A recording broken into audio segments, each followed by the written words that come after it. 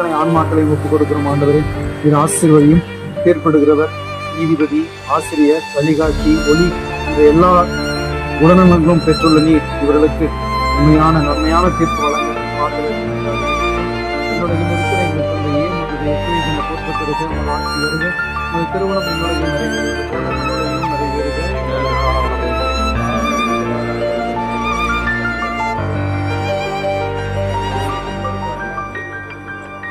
அருளறைந்த மரியே வாழ்க, ஆண்டவர் உடனே பெண்களில் ஆசி பெற்றவர் நீரே, உடைய திருவயிற்றின் ஆகிய இயேசுவும் ஆசி பெற்றவரே.